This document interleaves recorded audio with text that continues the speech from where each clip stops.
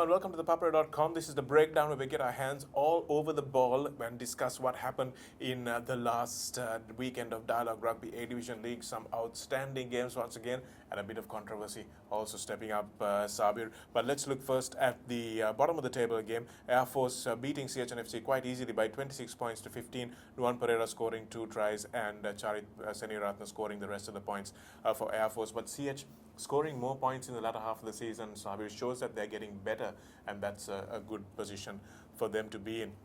Then we move again to the game between Havelocks and Police. 27 points to 24. Havelocks running out winners in that one, managing just to hold on to the second pit by the skin of their teeth. But Police could so easily have won that in the last few minutes, Sabir. Absolutely. It's all about the decision making also. In the first half, Shanaka, neither team wanted to take a penalty into post to make the 3 points. That was very clear because Police, nothing to lose for them. But on the other hand, Havelocks know that they need a win with bonus points. So all the penalties they took in the first half, kicking out into touch. Also in the second half, once again, the decision making came to a bit of a bother, and also in the last 10 minutes of the game, since you left from the commentary box, then came the commentary, referee's problem as well. So all in all, Police deserve to win that game, Shanaka, with the way they especially played in the first half. Yeah, I agree completely because Havelocks also need to realize that they need to win games to hold on to second place, Sabir. And they got a penalty maybe in the first 5 minutes, and it was a kickable penalty. They opted to go for the line out, lost the line out, lost the scrum that came out from there. So the coach should have been tearing his hair out saying, you've got Jamaldeen who can kick the points over, why are you not taking them? And that's something that I think Havelocks are really suffering with their on-field leadership. They've lost some really experienced players. They've got Ranjan, Niroshan Fernando out, and we need to have some sort of impact from guys like Muthutantri, who are still not making the right calls. His playing is brilliant, but I think in terms of leadership, he needs to step up a little bit. But looking at the last maybe 5 minutes, Sabir, when that mall was blown up for Police, they looked like they might be able to drive that one all the way over the line, but they got really lucky with that. Some game-changing calls, and that could make a whole difference for the season. Indeed, and also the last one, Mr. Dinkapir is awarded saying not 10 meters on the line out Police. Even that looks like fine, more than 10 meters they were defending, but it was his call. It was not really clear for the replays when I watched Shanaka. But talking about Shamri Bura's impact, he started this game, he made some huge impact, especially in the first with his first touch. Yeah, well, I'm glad to see him back. He's a very talented player, and he had a bad knee injury at St. Peter's, so it's good to see that he's recovered from that. And the first touch I think he had of the game, he managed to fend off a few players, made an offload available, didn't have anyone to pass to. So he's got a bit about him.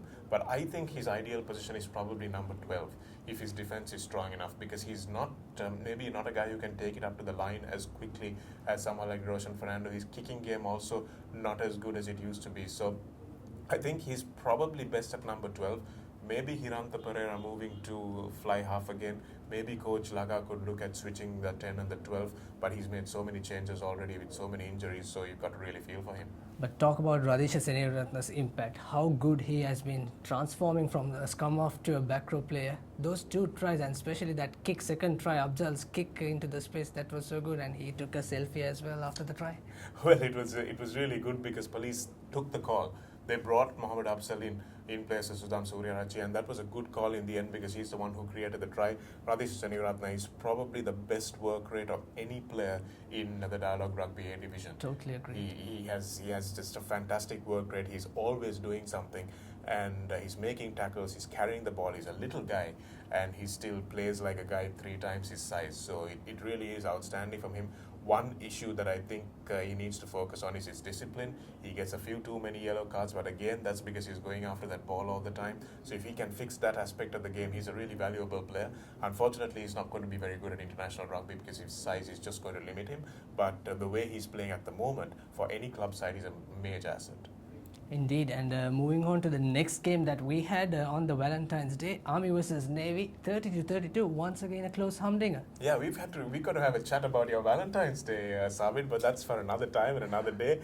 But Thirina Veerasinghe again being the man that Navy is going to. I mean, after the second round, he has been just an absolute revelation for Navy. He had a hat trick and 22 points on the day. Sajid Saranga and giving away the yellow card and another yellow card for Army as well. So discipline proving to be a bit of a problem for both these forces sides. But once again, just like that 1 point game in the first round, it's a 2 point game here, so it's just outstanding. Indeed, and Army also played the last few minutes without a player in their team. But remember, Army won against Navy at Valisara. That made a shocker. But on this game, even though Gayan Salinda make those kicks, but Army just fell short, so they were unlucky once again. Yeah, I think Army really have been unlucky this season. They've lost games they should have won, and they've just been so good in some games for 60 minutes, 70 minutes. They've been the better team, but just coming up short and losing those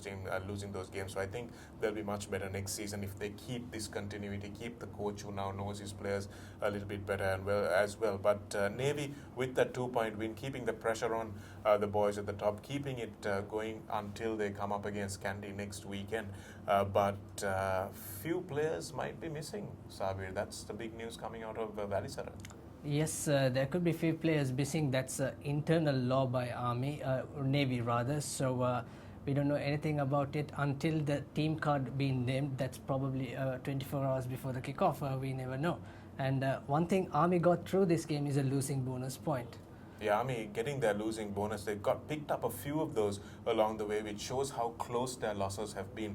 But unfortunately, I'm sure the Army will not be happy with that. They will need to settle for wins. So let's see whether the big names are on the team sheet for Navy against Kandy when they travel up to Nithavala. Hopefully they will be. Or is it in Valisara? It's in Valisara, yes. When they host Navy, when they host Kandy, that's going to be a big game. So let's see whether the internal disciplinary processes for these Navy players who were choosing to make a statement through some of the armbands that they were wearing. Let's see if those processes are done and dusted by the time we come to the next game.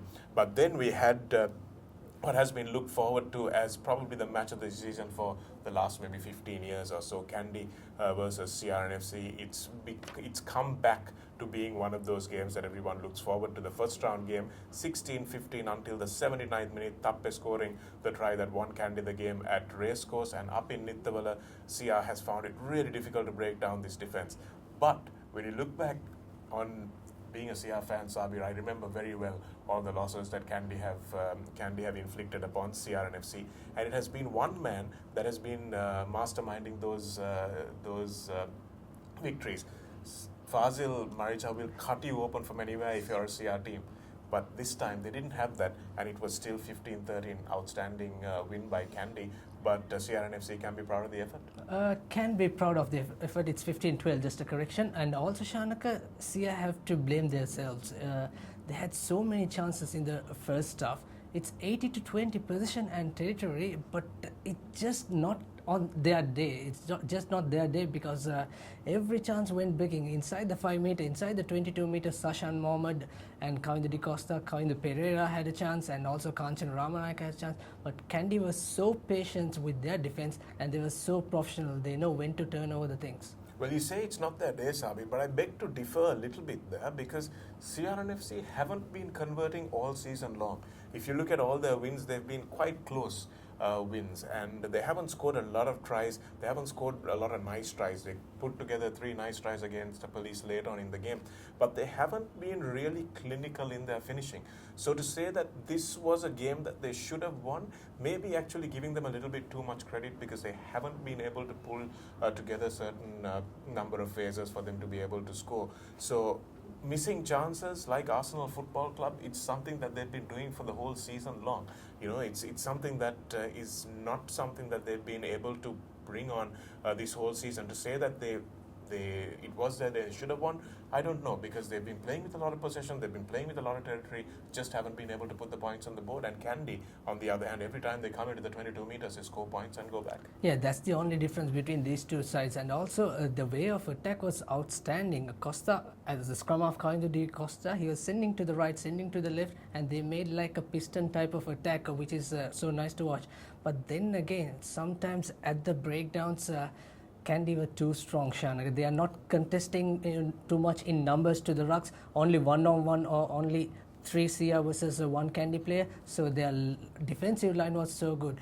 But I can only say is CR nothing but to blame themselves. Yeah, and a strong forward pack. Candy usually don't come up against forward pack this strong. CRNFC probably have the best quality pack at the moment. They've got big players and they've got players who are well drilled as well. I think Shamli Nawaz has been doing some great work with these guys. So that's where Candy was starved of possession. Candy play a lot looser, a lot faster. And Sean Vijay Singh, he was a defensive player himself. He would have really worked hard on that defensiveness. So sometimes when you're working on defense for the whole of the week before the match, sometimes you lose focus on your attack. So maybe that's what happened to Candy this time around as well. But Nigel Rathpath scoring and setting the win up for Candy. So they're still unbeaten. Yeah, but let's not forget the impact of Kishore Jain coming from the bench. First touch, he made a 25-meter dash, which was so good to watch, especially with his running style. And also not forgetting Vishwamitra Jayasinghe made some great impact, and also Roshan Veeraratne controlling the game nicely. But also in the latter part, I think also the referee should have given a yellow card pretty much earlier, where Candy considered so many continuous penalties during the 47th to 52nd minute, but it didn't happen. And also Tariq Saleh went to the try. I think he scored the try, and now referee Irshad Qadar was placed in the blind side, but this is where the assistant referee has to involve and give a little bit of assistance. Well, it's a tough one, Sabir. If you look at the international games, the top level club games, how many times do referees go to the TV official? So when you don't have the TV official facility here, I think it might be a little unfair for us to expect that even the assistant referee to be able to give those tries, because sometimes he also could be unsighted, and players have got really smart. Now they know where the cameras are, they know where the officials are, so just go and flop all over the ball and obscure the sighting for the referee. But you're a brave man to give yellow cards in Nitawal, I'll tell you that. So maybe we... And that's also for the captain. Absolutely. So that's going to be a tough one. But Kishore Jahan has been outstanding. I think Jila has had a fantastic season. He's fit, which is the complete difference this season. And that Candy front five carries the ball so well. I think that's where the difference was made in the end, because Sia had to make a few more tackles than they would have liked. So you can watch that also in the replays, and watch the replay and see how much position Sia had the ball position and the territory. If you're a Sia fan like Shanaka, nothing but to be sad about the outcome. Well, I'm used to it now, Sabir. That's all I can say. All right, there you go. And moving on to the points, top point scorer, Shanaka. Yes, and with a superlative performance this week and another 22 points added to his tally, Thirila Veerasinghe has gone head and shoulders above everyone else. He's on 117 points, Gahan Salind on 102 points. And it's interesting that the top point scorers are actually from mid-table teams, Sabir. Rimzi Jamaldeen also picking up 90 points, and he made a good break also for Havelock, so he's showing little flashes of brilliance. So hopefully Laga will be able to count on him going forward. And try scorers, surprise package at the top. Prasad Madhushankar with a hat-trick last week and a try this week as well. He's gone to the top alongside Yoshida Rajapaksa and Bilal Hassan. And the Havelock Suka has 8 tries along with those other two boys. A fantastic try that he scored. That intercept try, yeah, it was so beautiful to watch. I kept watching a few times in the replay, but we didn't have much good camera angle on that. Sorry for that. And moving on to the points table, there's not much difference going to happen. Not much change. One more week left, and 67 and 59 is the difference between Candy and Havelock. So even if Havelocks win up in Nitawala, they don't have a chance of overhauling the Candy team. CRNFC will be on 47 points. They're pretty much secured of third place now. Navy on 41 points as well, and they are also secured of the fourth place. Police and Army will have to fight that one out, 31-27. That's the difference between those two teams, and Air Force and CH will bring up the rear. CH have one solitary point to their name, and credit to them for toughing it out the whole season. And next week, clash. Saturday, of course, Candy playing Navy at Valisara. But if those 4 players are missing, but that's going to be a cakewalk for Candy. It will be a cakewalk for Candy if those guys are missing. Big guys, Dulanjan Vijay Singh up front, Dhanushka Pereira as well. He's one of their main men. Suranga Pushpakumar is another guy who has really controlled this game. Navy play much better when he plays. So those 3 names certainly will be a big loss. Don't know about the other players as well who were involved in the same controversy. But Havelocks versus CRNFC at Havelock Park, Sia will be really confident after taking Candy almost to the wire in Nitawala. They will come hard and see what police did to Havelocks, and I think the coaching staff is smart enough to make sure that they don't make the same mistakes that Havelocks made, and they will try to punish. Sia will try to punish the heavies the same way police did, and then of course we have CH versus Army. I think Army would be looking to end their season on a high. Yes, indeed. So those are the 4 matches for this weekend, and that's all we have for the breakdown segment week 12, and 2 more weeks to go, and we'll join us next week. I'm signing off along with Shana Kaursinger.